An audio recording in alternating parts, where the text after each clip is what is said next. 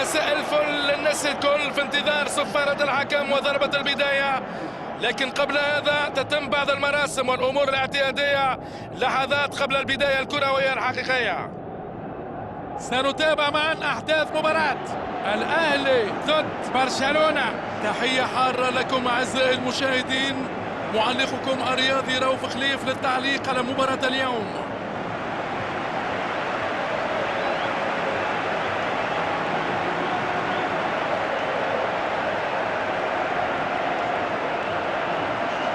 هذا هو التشكيل لمباراة اليوم.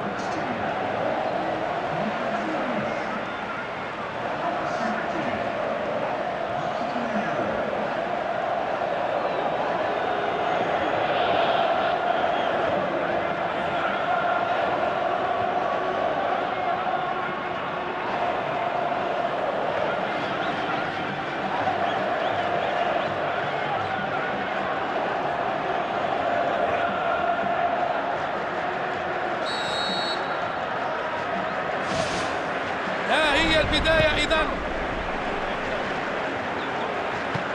يلعبوها للأمام.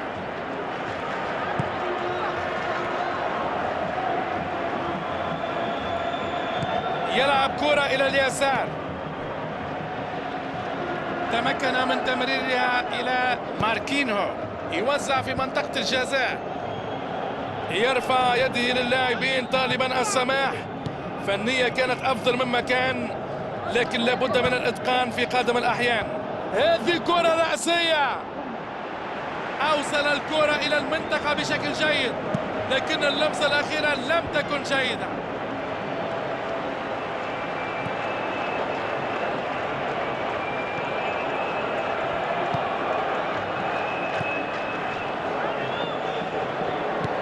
مخالفة واضحة وركلة حرة يحتسبها الحكم.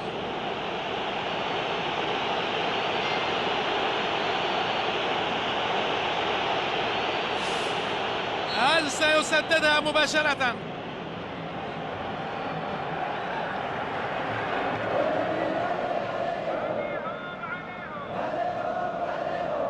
كرة نحو المرمى، يحاول لعب كرة بينية غدارة وعرضية ويسجل الهدف بأناقة كبيرة. لعب السهل الممتنع، قادر على الاحتفاظ بهدوءه مهما كان الضغط. كما رأينا فإنه قد استغل قوة جسدية في الاحتفاظ بالكرة قبل أن يستعد للتسديد.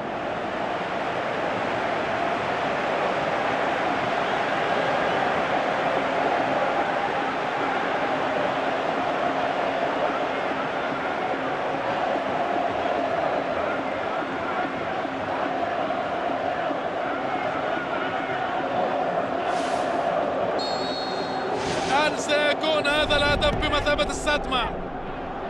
تلعب الكرة ناحية اليمين، سيرخيو بوسكيتس، لويس سواريز يستعيدها، أسامة الهوساوي يقرر لعب كرة نحو خط الوسط، يلعبها طولية. كانت الخطورة قوية لكنه واجهها بشكل رائع، والكرة ملعوبة إلى الأمام. لويس سواريز، ها هو ميسي يلعب كرة بينية،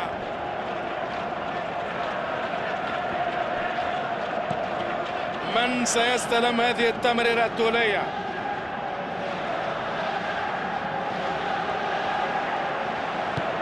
أنا أعرف أن هذا اللاعب لا يكل ولا يمل، ستأتي اللحظة التي ينجح فيها في المرور والعبور.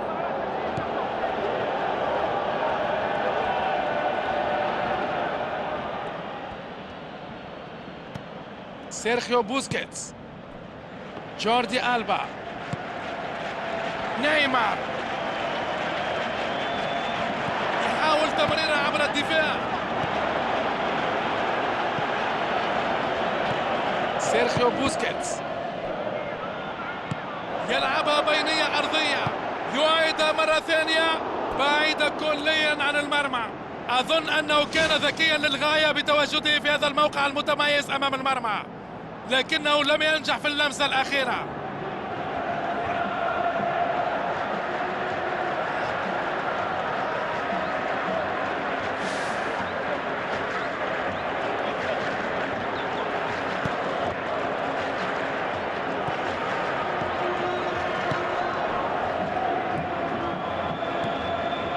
أسامة الهوساوي.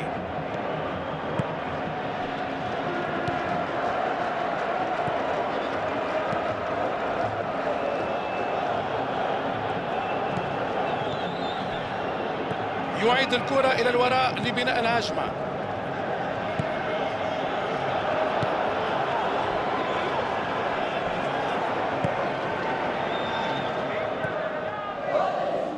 ماركينهو.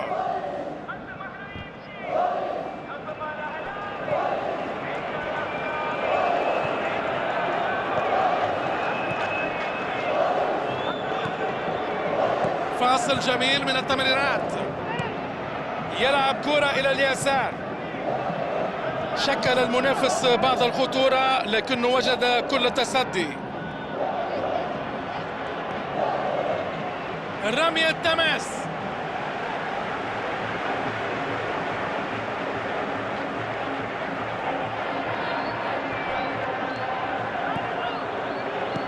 يرسل كرة طولية إلى المساحة الفارغة. ماتشيرانو يقرأ الكرة بطريقة ممتازة. دانيال ألفيش. والآن الكرة ملعوبة للأمام. كرة طولية في المساحة الخالية. الكرة ملعوبة إلى ميسي. عرضية.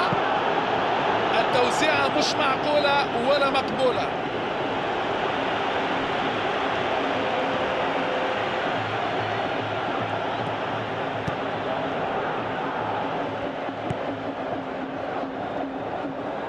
والكرة للمنطقة الأمامية.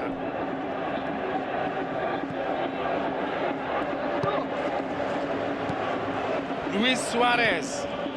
ها هو نيمار.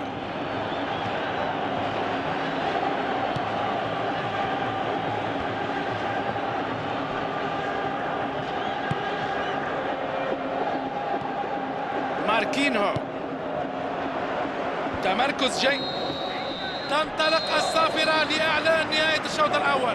كانت ندية كبيرة بين الفريقين على جميع الأصعدة، وربما أفضل منه نسبيا إلى حد الآن. هل سيواصل إلى الدقيقة 90؟ هذا هو السؤال الذي ينتظر جواب. النتيجة 1-0، ونأمل أعزائي المشاهدين في مشاهدة مزيد من الأهداف.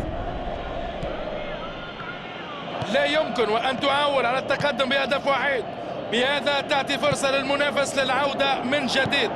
على الفريق أن يفكر في تأمين النتيجة بدون اندفاع بدلا من البقاء في مناطق الدفاع.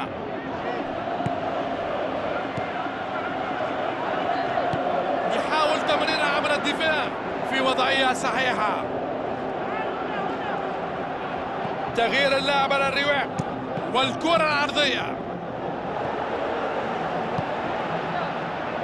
نيمار. سيرخيو بوسكيتس.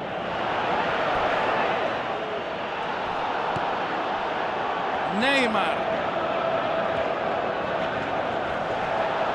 يحاول لعب كرة بينية غدارة.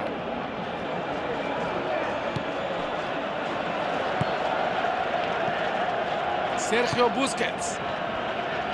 راكيتيتش يلعب كرة على الجانب الأيمن. ستذهب الكرة إليه ويلعبها إلى المنطقة وينجحون في إبعادها. الكرة للأمام. يلعبها طولية. كرة ملعوبة فوق الكل على الطاير. أقل ما يقال عنها أنها خارج المرمى تماما. ليس بيدهم شيء هنا. كانت هجمة مرتدة سريعة، ومن الصعب على الدفاع التعامل مع هجوم مرتد بهذه السرعة.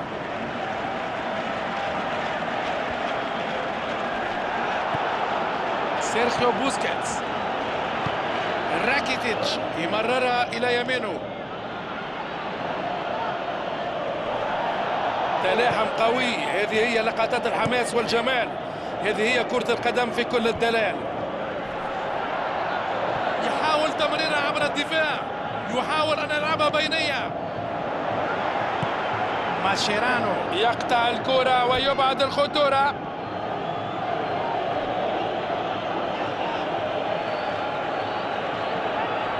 يلعبها بينية أرضية.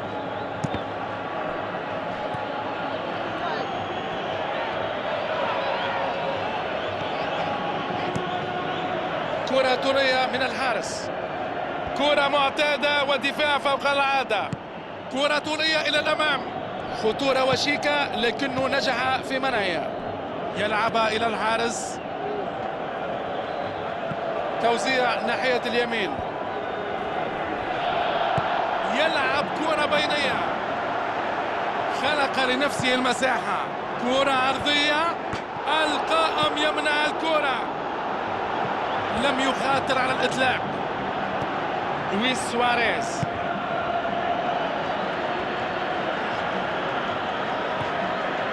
دانيال ألفيش، هرب، شد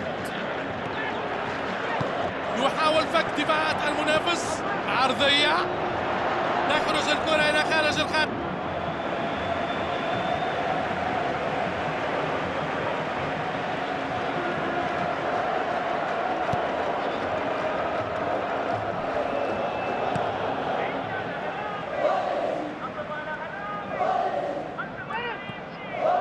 مرت نصف ساعة الآن من عمر الشوط الثاني،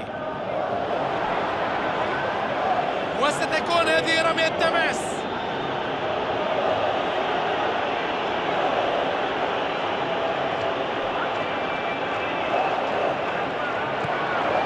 سيرخيو بوسكيتس،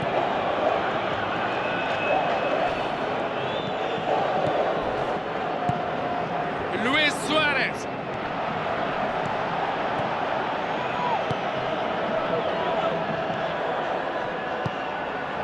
نيمار، لويس سواريز، أسامة الهوساوي في المواجهة وتسبب في احتساب المخالفة. ورقة صفراء مستحقة.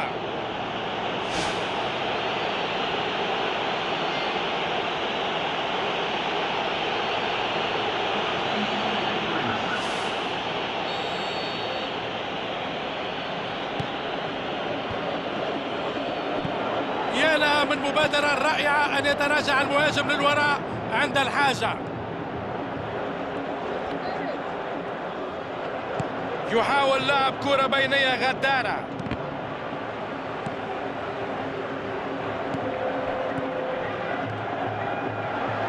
عنده مساحة خالية على الطرف، يوزع الكرة إلى المنطقة، كرة مقطوعة بامتياز، تفوق في المواجهة البدنية وحصل على الكرة. الفريق الأضعف نظريا على وشك تحقيق المفاجأة. كرة تونية إلى الأمام، الأهلي وإمكانية التماسك للحظات قليلة من أجل تحقيق الفوز المأمول. أرى تحركات عند مقعد البدلاء، أظن أنهم سيجرون تبديلا.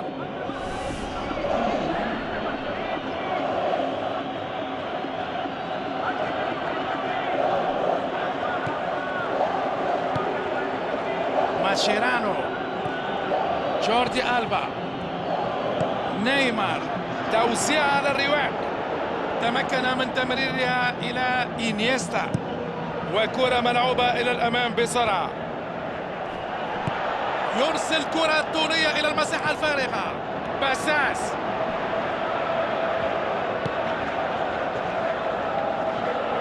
ويعطي كرة بعيدة جدا.